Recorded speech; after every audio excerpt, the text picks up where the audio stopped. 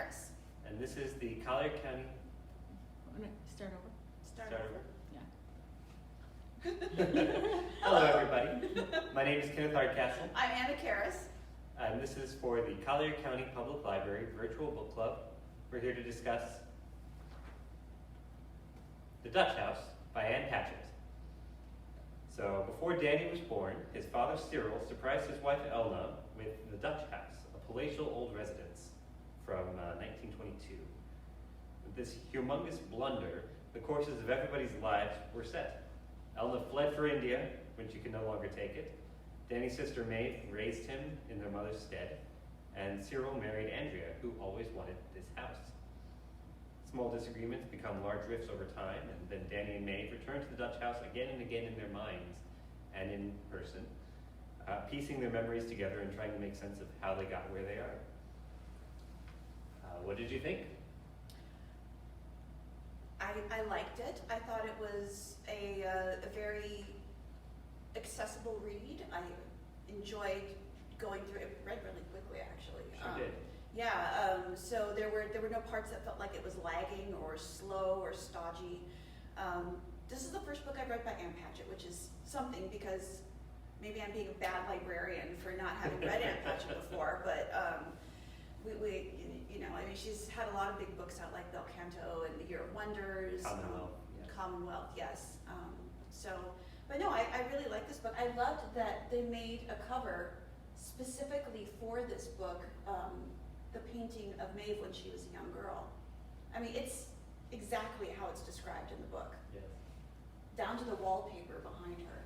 I didn't make that connection. Of course, that's what it is. Yes. So it's a book about family. It's a book about nostalgia. Mm-hmm.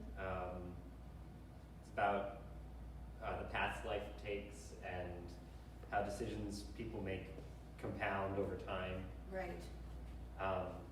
The audiobook was narrated by Tom Hanks, which was distracting. He doesn't do all the stuff that audiobook narrators usually do, like make distinct voices for all the characters, for instance. And he's a good reader, obviously he's got a good voice. Mm-hmm. But it's a very iconic voice. A very iconic voice Yes. that often drew me out of the story.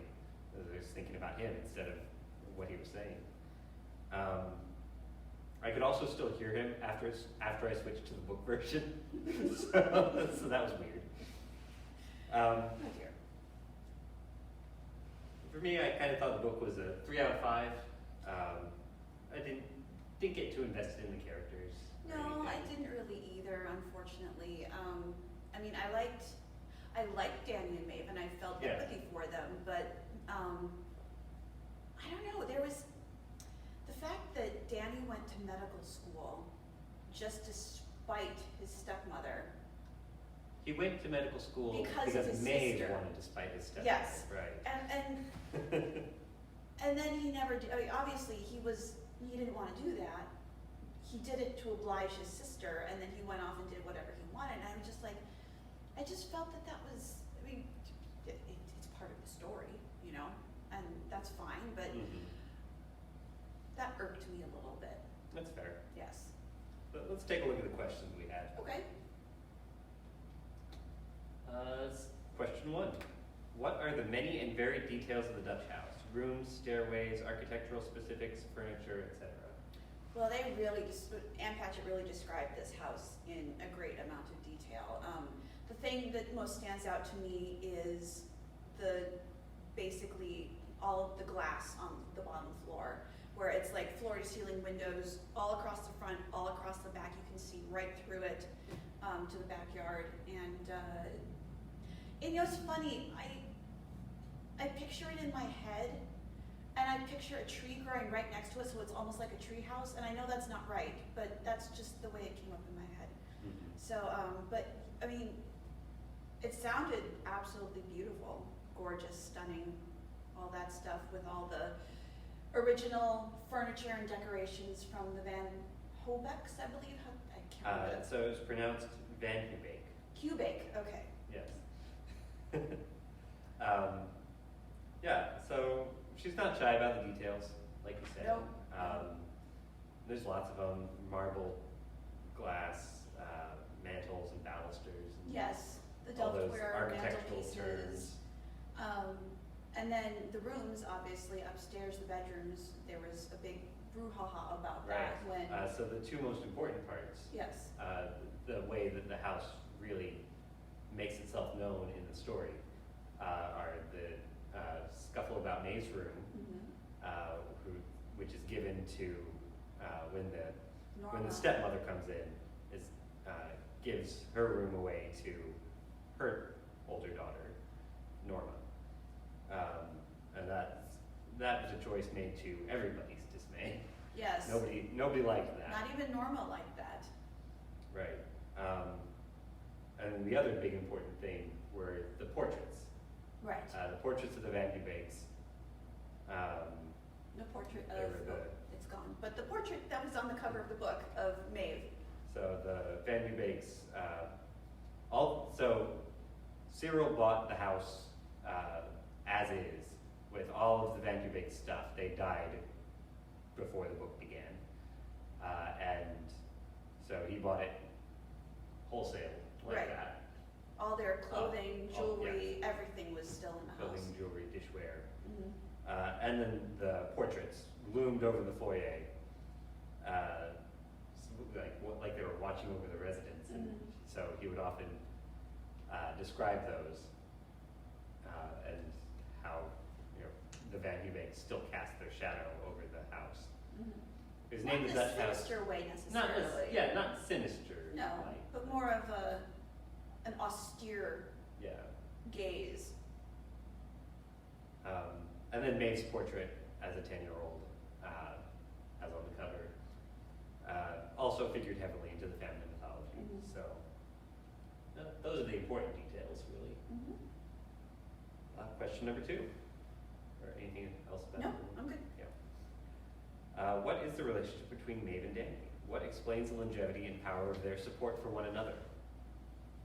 Yeah, that was an interesting relationship that they had. Just that they were so, I mean, they were like almost like twins. They were so codependent on each other. Despite being 7 years apart. Despite being 7 years apart, and despite the fact that Danny gets married and has a wife and 2 children, and he still depends heavily on his sister and she him, and it made for some difficult times for Danny and his wife, and rightly so. But I think that the way that they were treated as children really forced them together and made them sort of a united front that they could not break apart from in their grown-up years. Yeah.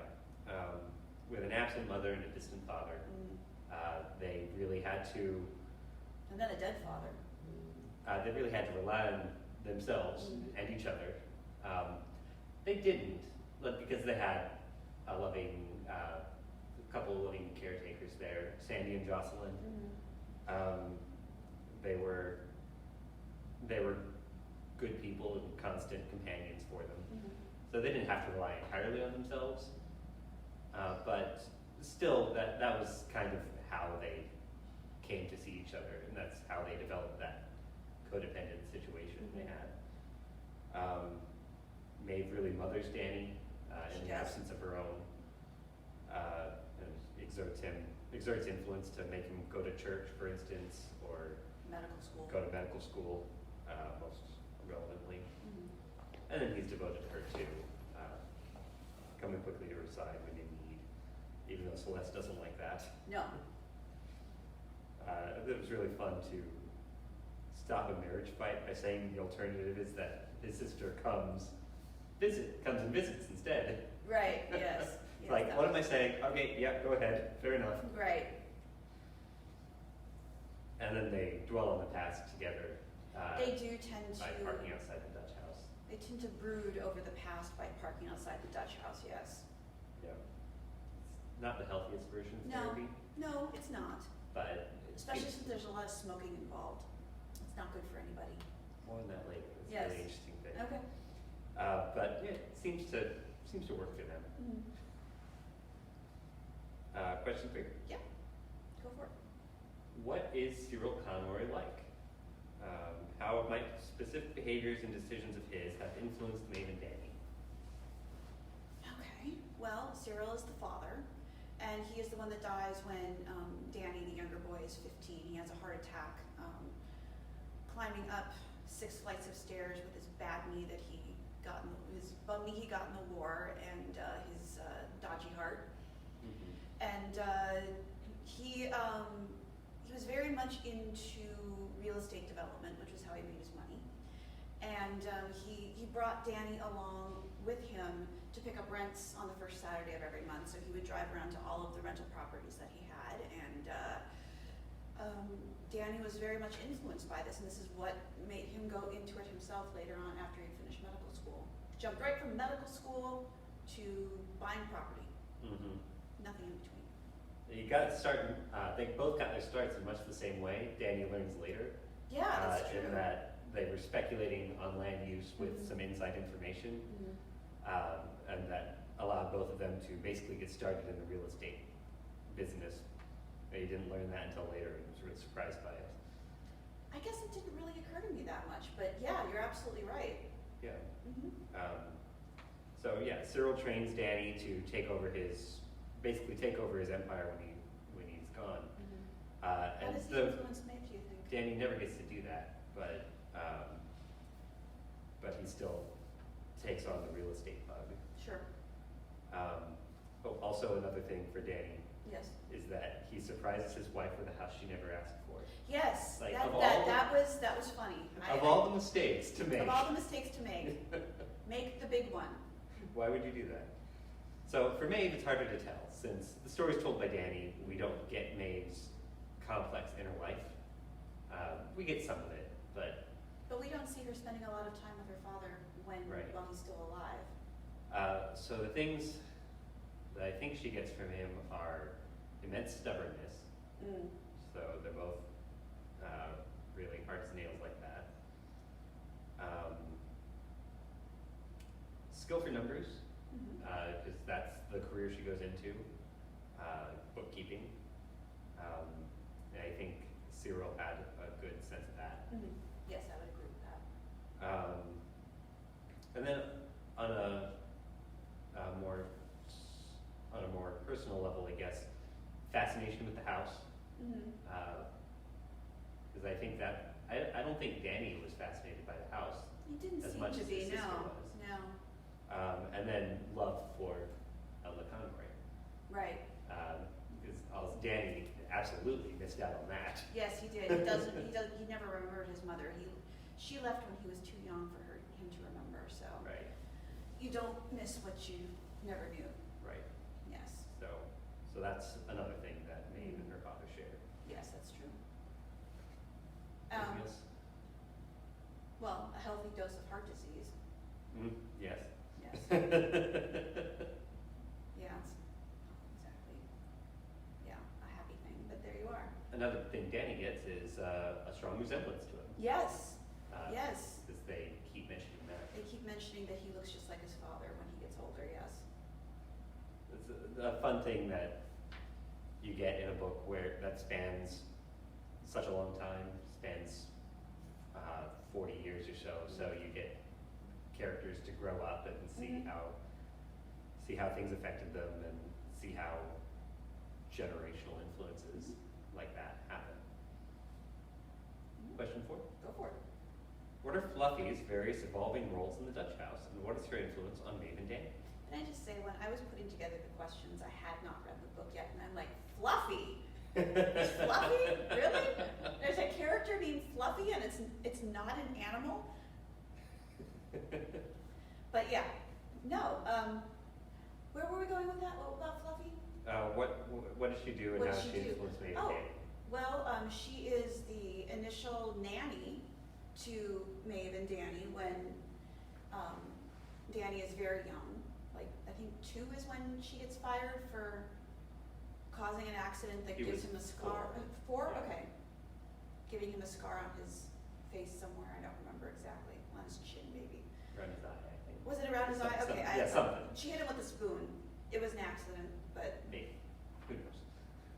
anyway, she comes back later on, much later on in the book after the kids have grown up, and she ends up being the nanny to Danny's children, Kevin and May, and so she has a lot of influence in there, I think. Yeah. Especially in the formative years of all of them. All of the Maeve and Danny, and then Danny's children. And Yeah. she becomes good friends with Celeste, Danny's wife.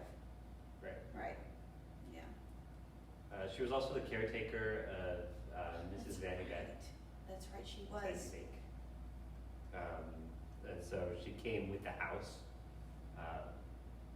So she was the caretaker of the house as well, and then just kind of melded into the new family that was living there. Right.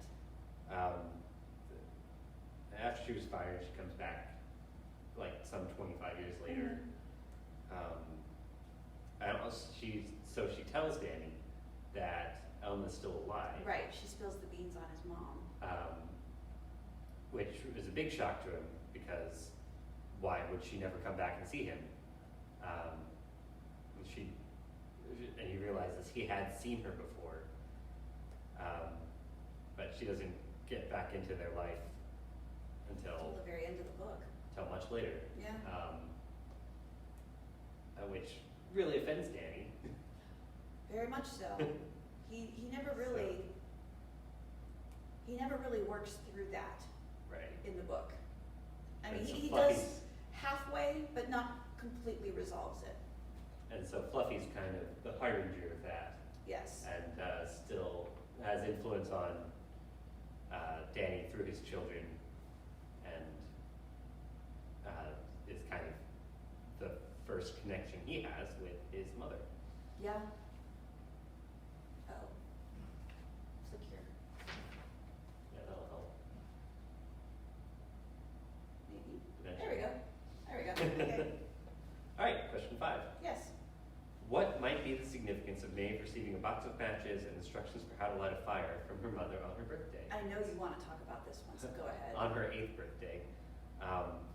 So I don't know the answer to that question. Okay. I don't know what the significance of that is. But the Van der Beeks were cigarette manufacturers. Mhm. And Maeve and Danny can't help but smoke whenever they're parking outside a Dutch house. So that's, It's almost like the spirits of the Van Hoviks are there, yeah. feeding them cigarettes. Yeah, so that's just an aspect of the nostalgia theme in the book. Yeah. And they don't smoke otherwise. No, they don't. They just smoke when they're When parking they're sitting in the car outside the house, yes. Which is bizarre, but there you are. And so, yeah, that's the Van der Beeks still having the smoky tendrils within them. I'm thinking maybe about the question that Maeve's mother knows, Elna knows that she's going to leave, that she can't take it much longer or she's going to lose her mind. And she's giving Maeve a lesson in self-sufficiency to, I mean, it's not much of a lesson really, but I mean, Light a match. yeah. Yeah, it feels like something like that. Yeah. You teach your kids to Depend on themselves. So, they as- wouldn't miss her as much. Kind of a crappy answer, I think, really, but that's all I had. There's a lot more we can talk about the Elna situation without spoiling too much. Once we have the meeting next week. Yeah. So Did you want to talk about the author a little bit? sure. Ann Patchett, author of 7 novels, graduate of Sarah Lawrence College and the Ira Writers Workshop. Lots of awards, lots of fellowships. England's Orange Prize, the PEN Faulkner Award, New York Times bestseller, translated into more than 30 languages. She opened Parnassus Books in 2011. And that's in is Memphis? in Nashville. Nashville, Tennessee. She's a spokesperson for independent booksellers, and one of the 100 most influential people in the world, Time 2012. lives in Nashville with her husband Carl and their dog Sparky. Sparky. Yeah. Okay. So, yeah, that's Ann Patchett. Yep. And we are going to be on Zoom next week, Tuesday, the 27th, 2 o'clock. So email me, kenneth.hardcastle@colliercountyfl.gov if you want an invitation to that. And We thanks for welcome joining us. everyone who wants to come talk to us about it. We always have a good time. Yes, thank you for joining us. Thanks for joining us, and we'll see you there. Have a good week. Bye-bye. Bye.